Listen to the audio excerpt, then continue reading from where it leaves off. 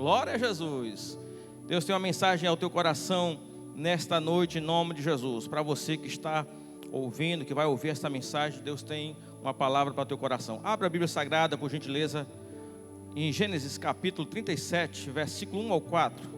Vamos ler apenas esses 4 versículos. Os irmãos podem ficar sentados mesmos, tá bom? Mas com os corações levantados. Gênesis capítulo 37, versículo 1 ao 4. Estivemos aqui hoje pela manhã, no nosso primeiro culto, domingo, de 8 às 9h30, e foi uma verdadeira bênção de Deus. Também na escola bíblica dominical, tivemos nossos obreiros, o evangelista Jefferson estava também colaborando conosco. Foi uma bênção de Jesus, irmãos. Está muito lindo o que Deus está fazendo para a glória do nome de Jesus. Quantos encontraram, pode dizer amém? Diz assim a palavra do Senhor: E Jacó habitou na terra das peregrinações de seu pai, na terra de Canaã. Estas são as gerações de Jacó, sendo José de 17 anos. Apacentava as ovelhas com seus irmãos. E estava este jovem com os filhos de Bila e com os filhos de Zilpa, mulheres de seu pai. E José trazia uma má fama deles a seu pai. E Israel amava a José mais do que a todos os seus filhos, porque era filho da sua velhice, e fez-lhe uma túnica de várias cores. Vendo, pois, seus irmãos que seu pai o amava mais do que a todos os seus irmãos, aborreceram-no e não podiam falar com ele pacificamente. Meus amados irmãos, a história de José é uma das histórias mais lindas da Bíblia Sagrada. A história de José tem aqui para nós ensinamentos importantes que a gente precisa entender e saber que Deus está no controle de todas as coisas. Nada foge do controle de Deus. Deus, ele tem o controle de tudo. Nós podemos até pensar que fugiu do nosso controle, mas não fugiu do controle de Deus. E eu quero trazer, mediante esse texto aqui, eu quero trazer aqui alguns momentos na vida de José. Alguns momentos que José foi passando na vida dele que foram importantes e que a gente às vezes não compreende, mas Deus estava ali trabalhando de uma maneira muito especial. O primeiro momento que eu gostaria de destacar aqui na história de José é que José, ele era o filho favorito do pai. José era o filho amado do pai.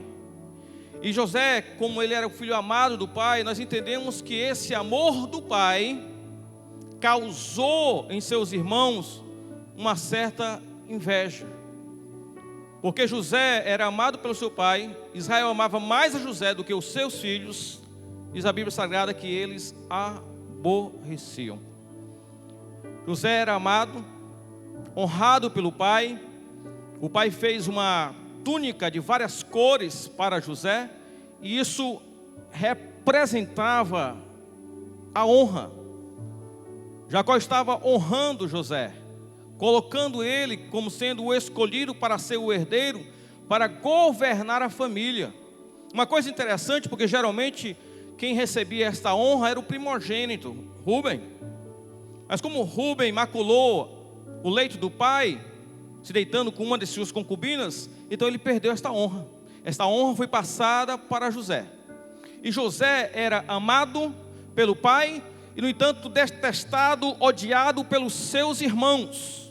Porque além de José ser amado pelo pai, José teve um sonho de revelação, um sonho profético de que algo aconteceria no futuro. O primeiro sonho, ele diz que 11 feixes se curvava perante o 12º. E no segundo sonho ele diz que o sol e a lua e 11 estrelas se curvavam perante José. E aí eles ficaram cada vez com mais raiva. É amado pelo pai, é honrado pelo pai, e ainda tem esse sonho de que a gente vai estar numa posição se rebaixando, se curvando, se inclinando, e ele é exaltado. Olha como as coisas acontecem. José era um filho amado pelo pai, mas também José tinha uma posição também interessante. José amava o pai. Ele obedecia ao pai. O pai dizia: vai lá ver como estão os teus irmãos, ver como estavam os teus irmãos. E ele ia lá ver como estavam os seus irmãos para dizer para o pai. E nessa ida, nessa viagem, quando José estava indo para ver como estavam seus irmãos, eles começaram a tramar, a conspirar para matar José. Lá vem um sonhador. Lá vem um sonhador. A inveja é algo terrível. A Bíblia diz que é como a podridão nos ossos. Começaram a tramar para matar a vida, tirar a vida de José. No entanto, Rúben, olha a coisa como é interessante. Rúben, que perdeu o direito da primogenitura, intercede por José e diz: não, vamos apenas colocar ele aqui na cova, na cisterna. Os irmãos decidem colocar ele na cisterna, na cova. E agora vem a transação. O que fazer de José? Ali os comerciantes ismaelitas vão ao Egito e eles começam a pensar e dizer: rapaz, vamos vender José. E ali vendem José por 20 moedas de prata. Olha a posição de José. Um filho amado do pai, na cova, na cisterna. Eu quero dizer uma coisa para você.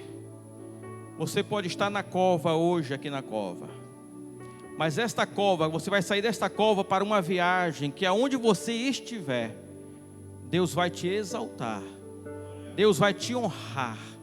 É Deus que está trabalhando. A Bíblia diz que todas as coisas cooperam para o bem daqueles que amam a Deus e foram chamados pelo seu decreto.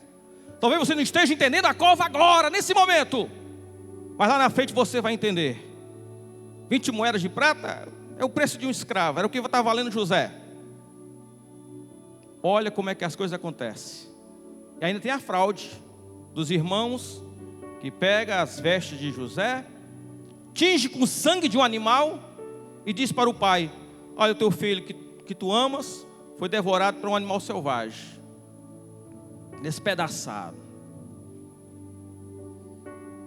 Nós somos amados pelo Pai. A gente precisa entender que quando a gente confessa Cristo como Salvador, nós somos amados pelo Pai, mas nós não estamos isentos dos perseguidores. Nós não estamos isentos dos invejosos, daqueles que nos odeiam. Vamos passar por cova, vamos passar por perseguição. Vai ter pessoas que não vai dar o devido valor a nós, mas Deus nos valoriza, mas Deus nos ama, mas Deus se importa conosco. É isso que nós temos que entender, igreja.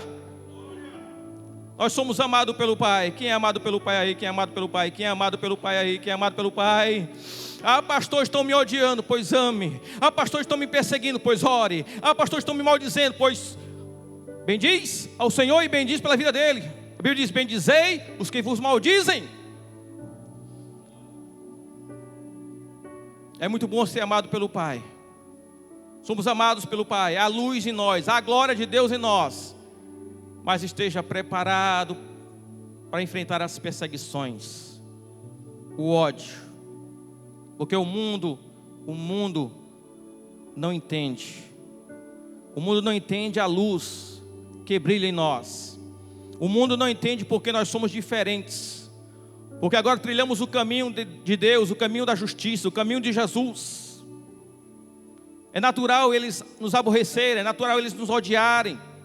E até aqueles que estão próximo de nós. É aí onde às vezes vem a maior decepção.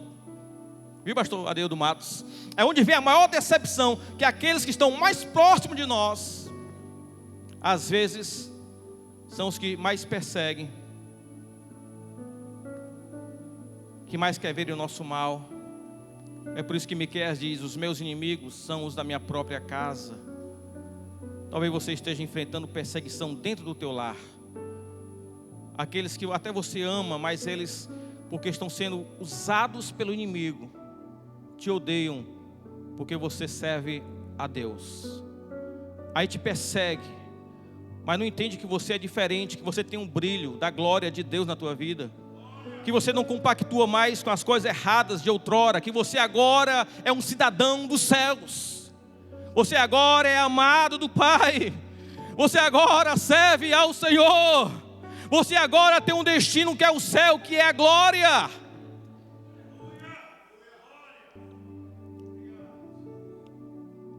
Olha como as coisas acontecem. Aí José é vendido como escravo. Chega na casa de Potifar, Potifar compra José, e diz a Bíblia que Deus era com José. Deus era com ele. Ele cai logo nas graças de Potifar. Começa a administrar a casa, a trabalhar como serviçal. Ele começa a se dar bem, as coisas acontecem, começa a prosperar. E aí Potifar coloca ele agora, sai de serviçal, coloca ele agora sobre a sua casa. Ele passa a ser agora um administrador do lar. Olha como Deus trabalha. Nas pequenas coisas, igreja, observe isso aqui. Nas pequenas coisas agora, José sai desse momento do filho favorito para o segundo momento do servo fiel. Fiel na casa de Potifar. Começando administrando ali, a casa de Potifar. Deus já estava ali treinando José. Começa aí, José, a treinar um pouquinho, um curso de administração para você começar a entender acerca da administração. Porque eu tenho algo grandioso para ti. Eu tenho algo maravilhoso para você, José. Vai começando aí. Ele começou a administrar a casa de Potifar. Prosperando, crescendo. Mas aí vem o teste. Porque para o servo fiel vem o teste. Vem a prova para testar a nossa fidelidade a Deus. O inimigo, igreja, ele faz de tudo para querer ver os seus servos derrotados, caídos. Porque ele sabe que Deus tem um plano glorioso para a minha vida, para a sua vida, para as nossas vidas. E ele quer atrapalhar esse plano. É por isso que é importante nós nos mantermos fiéis ao Senhor. Fiéis a Deus, na certeza de que Ele está no controle. Mas eu tenho que ser fiel ao meu Deus. Ele é fiel, mas eu também tenho que ser fiel. Porque essa frase é muito bonita. Deus é fiel, e Deus realmente é fiel. E nós estamos sendo fiéis ao Senhor? E José foi provado. A mulher de Potifar começou a crescer os olhos no jovem José. Jovem de boa aparência. E começava a se insinuar para ele. E olha como Satanás, ele é estrategista para querer tentar fazer um mal aos seus servos. No dia, não tinha ninguém na casa. E a mulher se joga pesado para José. Em cima de José. José, se deita comigo, José. É um teste para um homem, só um homem de Deus, que ama a Deus, que foge. Esse é o único pecado que nós temos que fugir. Por mais santo que sejamos, por mais crente que sejamos, eu sou super crente, cheio do Espírito Santo, mas se for para cima, não tem um homem que resista. Esse é o único pecado na Bíblia que tem que fugir mesmo. A Bíblia diz, fugir da prostituição. E José fugiu. Fugiu, deixou as vestes nas mãos da mulher de Potifar. E a mulher com as vestes na mão começou a acusar José. Quando o marido chegou e disse, olha, José tentou abusar de mim. O homem que tu colocou na nossa casa tentou abusar de mim. O homem acreditou nas palavras da mulher. E mandou colocar José na prisão. Olha como Deus trabalha. Vamos aqui. Da cova para uma viagem aonde Deus iria exaltar. Aonde Deus iria exaltar, que era na prisão, era ali onde tudo ia começar. Quando ele chega na prisão, cai nas graças do carcereiro. O carcereiro começa a colocar agora José agora como administrador da cadeia. Vai administrar os presos. Olha como é que as coisas acontecem. Nunca lastime, murmure, porque as coisas não estão acontecendo como você quer. Deus está no controle de todas as coisas. Todas essas coisas cooperam para o bem daqueles que amam a Deus. Pode estar certo, Deus está no controle, está trabalhando. Você não é servo fiel, como José? Pois agora ele sai agora do servo fiel para um escravo, dentro da prisão, ali esquecido. Está ali na prisão. Mas na prisão, olha o que acontece. Presta atenção. Ele é carregado dos presos. O padeiro e o copeiro têm sonhos. E amanhece o dia perturbado. Fico lá perturbado, confuso, aquela confusão. Eles angustiados sem saber o que fazer devido ao sonho que eles tiveram. E José, como estava encarregado deles, vendo aquilo, pergunta, o que aconteceu? A gente tivemos um sonho aqui que a gente consegue entender o que foi que aconteceu. Me conte aí o sonho. Aí o copeiro contou o sonho para José, e José disse: em 3 dias vai voltar ao serviço, vai voltar a servir ao rei, como copeiro do rei. Ora, o padeiro logo ficou empolgado, disse: oh rapaz, olha que coisa maravilhosa, vou contar o meu também. Contou o padeiro, mas aí José disse: em 3 dias tu vai morrer. Agora, antes do copeiro voltar a servir ao rei, aí José fala assim para o copeiro: quando estiver lá, lembra de mim? Quando te for bem, tu estiver lá servindo ao rei, lembra de mim? A Bíblia diz que o copeiro não se lembrou de José, antes se esqueceu dele. Sabe por que o copeiro não se lembrou de José? Porque as coisas não têm que acontecer no nosso tempo, não. É no tempo de Deus. Tudo, irmãos, tudo está calculado, cronometrado no relógio divino. Ele sabe a hora certa de agir. Não é no nosso tempo. Pode o pastor Anderson esquecer de você, pode a família esquecer, os amigos esquecer de você, mas Deus não se esquece dos seus. O copeiro se esqueceu de José, mas Deus, não esqueceu. Olha como as coisas acontecem. José passou, diz a Bíblia, 2 anos na prisão, e o copeiro lá servindo ao rei. Mas depois de 2 anos, o rei teve um sonho. Se ele saísse no tempo antes, olha como é que Deus trabalha. Se ele já saído antes, no tempo antes, 2 anos antes, não, saiu depois quando Deus quis. O rei teve um sonho lá perturbador, um sonho que não conseguia interpretar. Chamou os magos, adivinhos, ninguém interpretava. Quem avisou que tinha uma pessoa capaz de interpretar? O copeiro, aquele copeiro que foi honrado, exaltado, que estava lá servindo ao rei. Vendo o rei perturbado, disse: rei, eu lembro eu lembro de um que interpreta. José, olha como Deus trabalha. Tudo tem um tempo determinado para todas as coisas. Deus está no controle das nossas vidas. Quando você pensa que é o pior, é o melhor. Quando você pensa que é para a tua derrota, é para a tua vitória. Quando tu pensa que é para a tua maldição, é para a tua bênção. É Deus que está no controle de tudo. Aí o rei, o faraó, manda chamar José. José muda as vestes. Agora as vestes de escravo para umas vestes mais... Toma banho, se apresenta perante o rei. O rei conta o sonho perturbador das espigas magras engolindo as espigas gordas, das vacas magras engolindo as vacas gordas. E aí é interpretado o sonho. José diz: rei, o sonho é a mesma coisa, os 2 sonhos é a mesma coisa. Deus tem pressa nesse negócio aí.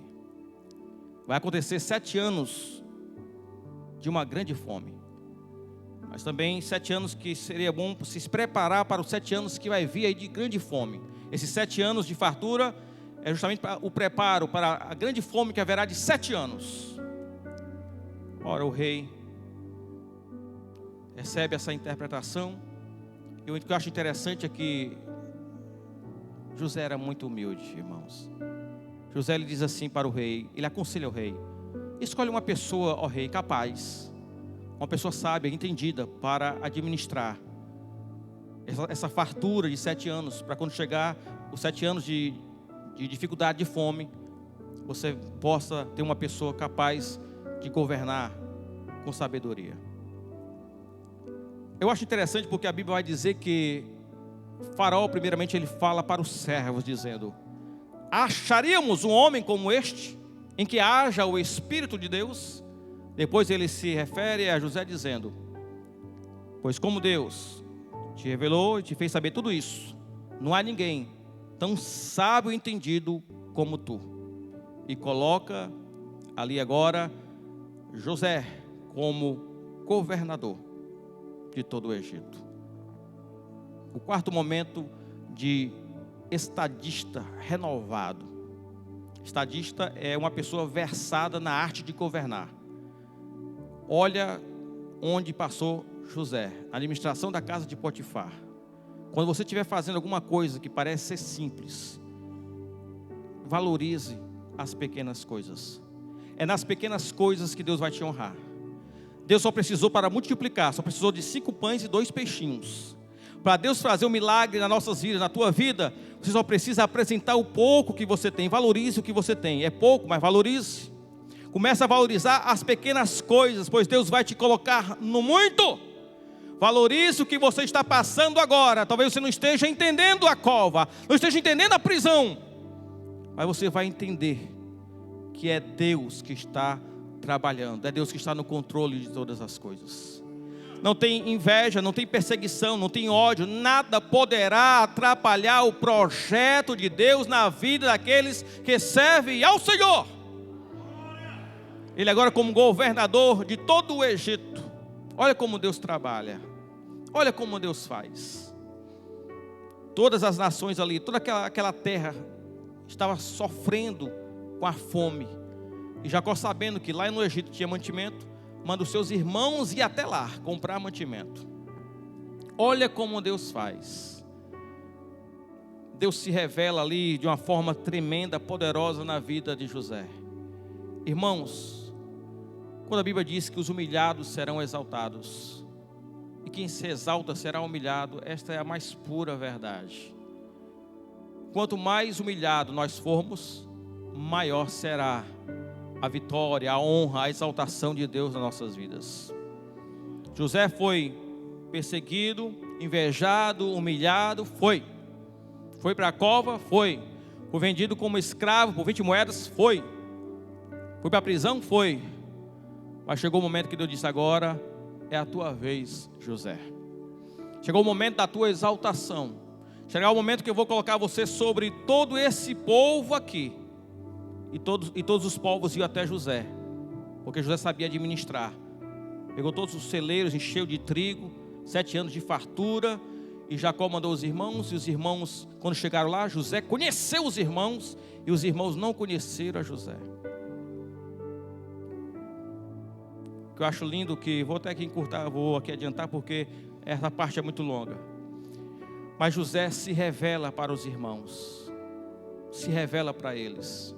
Ele não aguenta de ver os irmãos e acaba se revelando. Ele se revela, e os irmãos ali de José, eu acho interessante, porque eu já preguei sobre isso, já falei sobre isso, a questão do sonho. Não conte, José contou o sonho para os irmãos, não conte os seus sonhos. Nesse caso de José, foi uma revelação. Foi preciso contar. Sabe por quê? Para conscientizar os irmãos do que eles fizeram com José. Eles sabiam, através do sonho de José, daqueles feixes se inclinando, do sol e as estrelas se inclinando para eles, e quando chegou aquele momento, eles se inclinaram perante José, e quando José se revelou para eles, aí eles entenderam o mal que fizeram a José. Provavelmente se lembraram do sonho. E o que eu acho lindo nesse momento aqui de José, é que José, ele é o momento em que ele é perdoador. Ele perdoa os seus irmãos. O que eu acho lindo é que José, ele reconhece que tudo aquilo, todos os males ou o mal que os seus irmãos fizeram para ele, colaboraram para um grande livramento. José diz para os irmãos, diz: tudo isso que vocês fizeram de mal, Deus transformou em bem.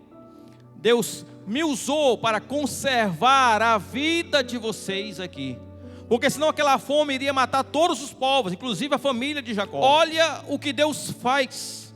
Talvez você esteja aqui ouvindo essa mensagem e pensando assim: mas Cicrano, Fulano, Beltrano me fizeram tanto mal. Mas esse mal aí que eles estão fazendo, estão contribuindo para uma grande obra de Deus na tua vida. E quando você estiver exaltada pelo Senhor, abençoado e abençoada, Deus está dizendo para mim e para você nesta noite: entenda que é preciso, é necessário você perdoar aqueles que te maltrataram, aqueles que te machucaram, aqueles que feriram o teu coração. Deus está dizendo: perdoa. Eu permiti que eles te machucassem, eu permiti que eles te tratassem mal, porque eu estava trabalhando na tua vida. Hoje você está bem, hoje você está exaltado, hoje você está honrado por mim. Então perdoe aqueles que te machucaram, perdoe aqueles que fizeram mal a você, porque o perdão, o Senhor nos perdoou, e Ele diz: perdoe também aqueles que te machucaram, que te ofenderam, porque caso contrário a oração do Pai Nosso não vai funcionar. O Senhor não vai receber a nossa oração. Não adianta a gente dizer: Pai, me perdoa assim como nós perdoamos aqueles que me ofenderam. Essa oração do Pai Nosso não vai funcionar, o Senhor não vai atender. Se nós queremos de fato ser perdoados pelo Senhor, temos que fazer como José. Temos que perdoar o irmão.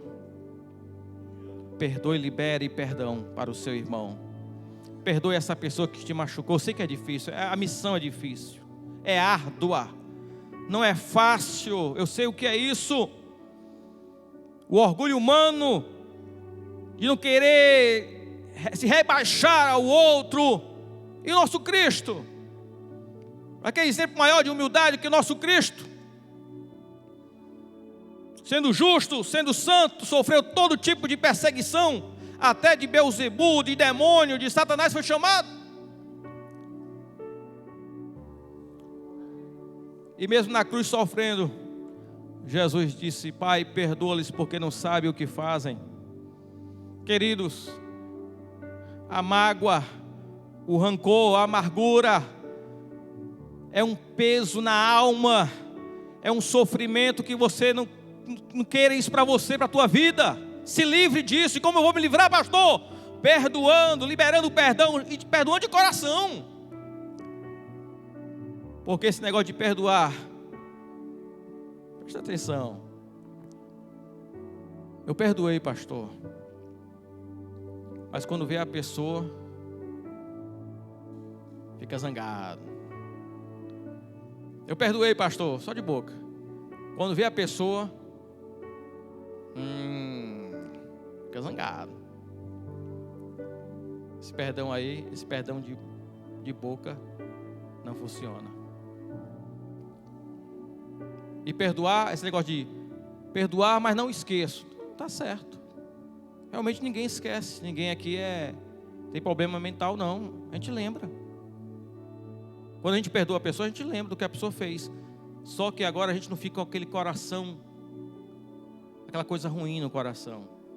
Quando a gente libera o perdão, a gente sente paz. Vê a pessoa e sente paz, porque o perdão foi liberado. Quer sentir paz? Quer sentir alívio? Quer sentir a promessa de Deus se cumprindo na tua vida? As coisas crescendo? Porque na mensagem profética de Jacó, profetizando para os filhos, todos os filhos, José seria um ramo frutífero, uma árvore frutífera. É o Senhor dizendo: eu ainda tenho algo muito maior do que você imagina, do que você esteja pensando. O governo ainda não é o ápice das minhas bênçãos para a tua vida. Eu ainda quero que você frutifique. Eu ainda quero que você seja árvore. Árvore, como diz lá no Salmo 52, versículo 8, o salmista dizendo: mas eu sou como uma oliveira verde na casa de Deus. Deus ainda tem coisas grandiosas para o seu povo ainda, coisas tremendas.